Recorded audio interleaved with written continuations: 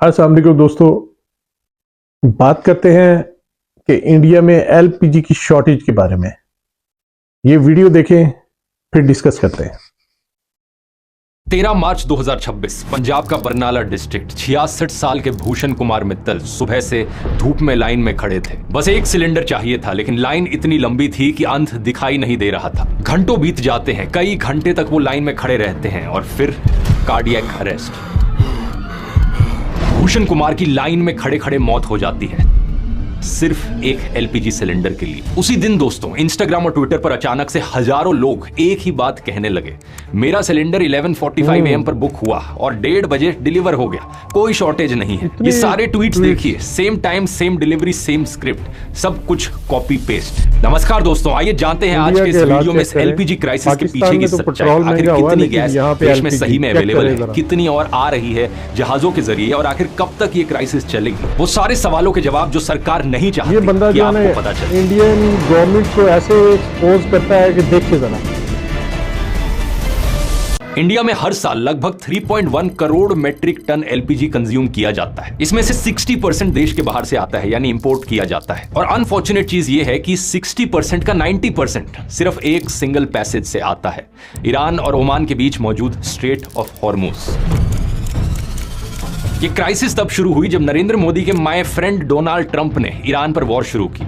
Iran ने जवाब में स्ट्रेट ऑफ हॉर्मुज को बंद कर दिया और इंडिया की आधी से ज्यादा एलपीजी सप्लाई बंद हो गई। अब सरकार इस क्राइसिस को छुपाए रखने की पूरी कोशिश कर रही है, लेकिन सच बात यह है कि नोटबंदी और कोरोना के बाद जनता को अब तीसरी बार लाइन में खड़े होना पड़ रहा है। ढेरों ऐसी वीडियोस सामने आई हैं, उत्तर प्रदेश के गोरखपुर से, पुणे से, नोएडा से, दिल्ली से। हर जगह सैकड़ों लोग घंटों तक लाइनों में खड़े हैं ताकि सिर्फ उन्हें एक सिलेंडर मिल जाए। लखनऊ में एक वीडियो वायरल होता है जहां एक आदमी फ्रस्ट्रेशन में आकर एलपीजी सिलेंडर से भरे ट्रक के सामने लेट जाता है।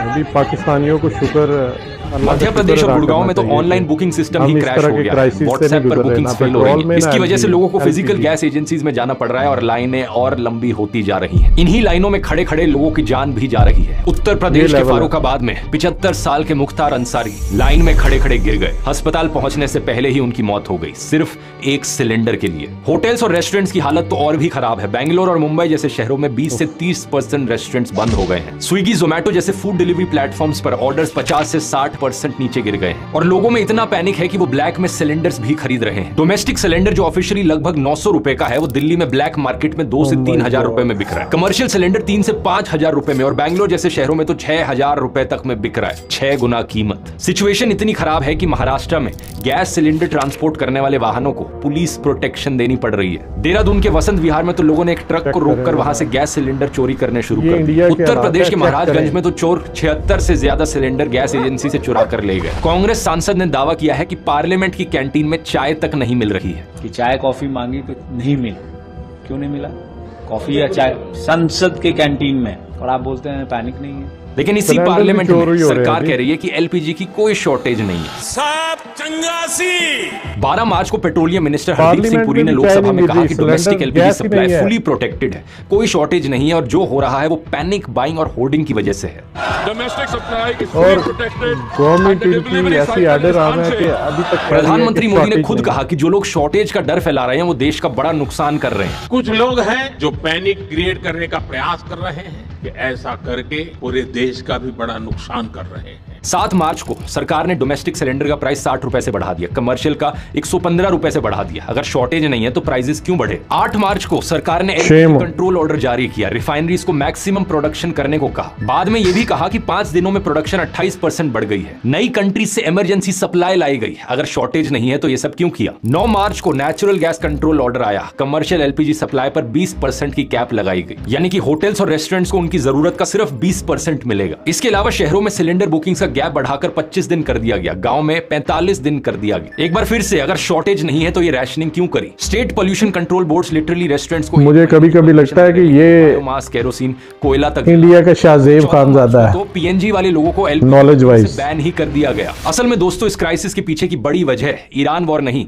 बल्कि मोदी सरकार की बेवकूफी है। जो भी लोग जियोपॉलिटिक्स को फॉलो कर रहे थे उन्हें ये जनवरी के महीने से ही क्लियर हो गया था कि अमेरिका और इजराइल ईरान पर हमला कर सकते हैं, और ईरान पर हमला हुआ तो Iran state straight of Hormuz बंद कर सकता है। कोई एस्ट्रोलॉजर की जरूरत नहीं थी इस चीज को प्रिडिक्ट करने के लिए। तभी से ही एक्शन लिया जा सकता था एलपीजी सप्लाई बढ़ाने का, दूसरे देशों से एलपीजी ऑर्डर करने का, लेकिन सरकार ने क्या किया?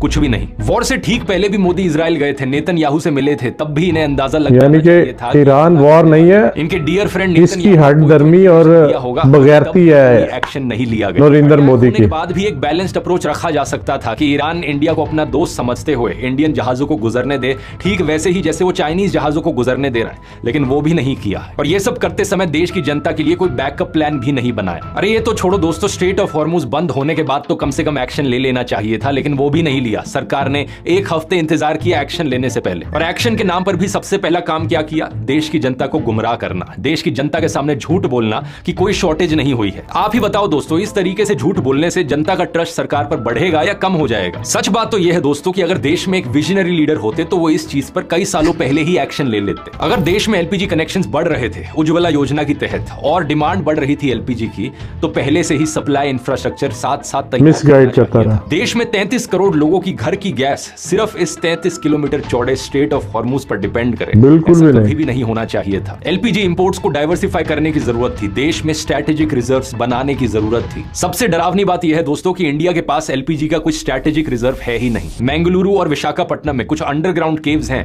लेकिन वो भी स्टॉक पाइलिंग के लिए नहीं है, बस फ्लो बनाए रखने के लिए है, और उनकी टोटल कैपेसिटी सिर्फ 1.4 लाख टन। ये पूरे देश के 2 दिन से भी कम के कंजम्पशन के बराबर है। इमेजिन करो दोस्तों, 140 करोड़ लोगों के देश में सिर्फ 48 घंटे की एलपीजी है। ओवरऑल सप्लाई चेन को देखें तो उसमें लगभग 18 दिन तक काम चलने का एलपीजी होता है, लेकिन इसके अलावा कुछ नहीं है। ये फ्यूल रियल टाइम इंपोर्ट्स पर चलता है। सप्लाई बंद हुई तो बफर ऑलमोस्ट जीरो है।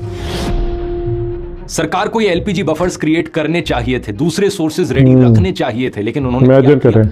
नरेंद्र मोदी ने बस दूसरे देशों में जाकर खी करी है दूसरे लीडर्स के साथ, और आज इसकी कीमत करोड़ों देशवासी चुका रहे हैं। और अब जब क्राइसिस आया है तो झूठ बोलकर, धमकी देकर सच दबाने की कोशिश की जा रही है। 12 मार्च को असम पुलिस ने ऑफिशियली ट्वीट किया कि अगर किसी ने एलपीजी शॉर्टेज की अफवाह फैलाई तो सख्त कार्रवाई होगी। इनको लगता है कि अगर शॉर्टेज की बातें करनी बंद कर दी तो शॉर्टेज भी खत्म हो जाएगी। ये एग्जैक्टली वही लॉजिक है जो कोविड टेस्टिंग के टाइम इस्तेमाल किया।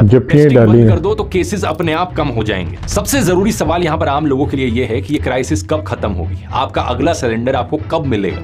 इसका जवाब दोस्तों डिपेंड करता है 3 सिनेरियोस पर। सिनेरियो 1, सीज फायर जल्दी पुलिस भी इन्वॉल्व हुई चल रही है, लेकिन ईरान कह रहा है कि रिपरेशंस चाहिए, हालांकि फुल टाइम शॉर्टेज चल रही है वहां पे। ट्रम्प भी कह रहे हैं कि वॉर जल्दी खत्म हो जाएगी, लेकिन प्रॉब्लम यह है कि ईरान के नए सुप्रीम लीडर मोज्तबा खामेनी, जिन्हें 9 मार्च को अपॉइंट किया गया, उन्हें बताया जा रहा है कि वो अपने पिता से भी ज्यादा हार्ड लाइनर है। उन्होंने कहा जब तक मिडिल ईस्ट से यूएस मिलिट्री बेसिस नहीं बंद होते हमले जारी रहेंगे। सिनेरियो चेक करें। सिनेरियो नंबर 2, ऑल्टरनेटिव सप्लाई काम कर जाए। इंडिया ने यूएस, नॉर्वे, कनाडा और रशिया से इमरजेंसी सप्लाई शुरू की है। 2 जहाज नंदा देवी और शिवालिक 92,700 टन एलपीजी लेकर आ चुके हैं। ये सुनने में अच्छी खबर लगती है, लेकिन इंडिया को हर साल, जैसा मैंने बताया था, 3.1 करोड़ मेट्रिक टन की जरूरत है। इन जहाजों में 1 दिन की सप्लाई है, सिर्फ 1 दिन। Scenario number 3, straight of Hormuz खुल जाए बिना सीज फायर के। ट्रम्प कह रहे हैं कि स्ट्रेट खुलकर रहेगा, ईरान कह रहा है कि 1 लीटर भी ऑयल नहीं गुजरेगा। ईरान ने माइंस बिछा दी हैं। ये सिनेरियो भी जल्दी होता हुआ नहीं दिख रहा है। एक सिनेरियो नंबर 4 भी है कि वॉर चलती रहे लेकिन इंडिया की सप्लाई आ जाए किसी तरीके से। ईरान इंडिया की तरफ आ रहे जहाजों को परमिशन दे दे। इसको लेकर डिस्कशन तो हो रही है, मीडिया में झूठ भी फैलाए जा रहे हैं, लेकिन अभी का स्टेटस ये है कि फॉरेन मिनिस्टर जयशंकर ने कहा है कि कोई ब्लैंकेट एग्रीमेंट नहीं मिली है कि इंडियन फ्लैग शिप्स को ईरान जाने दे। हर एक शिप की मूवमेंट एक इंडिविजुअल हैपनिंग है। इंडिया को एक जहाज करके नेगोशिएट करना पड़ रहा है ईरान से। मतलब सीधी बात यही है कि जब तक वॉर खत्म नहीं होगी स्ट्रेट नहीं खुलेगा, और जब तक स्ट्रेट नहीं खुलेगा गैस नहीं आएगी। इसका रियलिस्टिक एस्टीमेट 4 से 8 हफ्ते और का है, और वो भी मिनिमम साइड पर। अब सवाल यह है कि आप क्या कर सकते हो? कुछ प्रैक्टिकल बातें यहाँ पर। पहला, मुझे कभी कभी लगता है कि ये क्राइसिस ने इंडक्शन कुकर्स की इंडिया का शाहजेब खानजादा है 30 गुना बढ़ा दी है। अगर नॉलेज वाइज बिजली रिलायबल तरीके से आती है तो ये सबसे अच्छा बैकअप है। 2 से 3 हजार रुपए में एक अच्छा इंडक्शन आ जाता है। लेकिन एक चीज याद रखने वाली है कि इंडक्शन पर सिर्फ फ्लैट बॉटम बर्तन चलते हैं, और अगर बार बार बिजली जाती है तो ये लिमिटेड ऑप्शन ही है। दूसरा, अगर आपके एरिया में पीएनजी यानी पाइप्ड नेचुरल गैस अवेलेबल है तो रजिस्ट्रेशन करवा लो। पीएनजी पाइपलाइन से आती है, स्ट्रेट ऑफ हॉर्मूज पर डिपेंड नहीं करती। अपने सिटी गैस डिस्ट्रीब्यूशन कंपनी की वेबसाइट पर चेक कर सकते हो। तीसरा, अगर कोई सिलेंडर ब्लैक मार्केट में बेच रहा है तो उसकी कंप्लेन जरूर करो।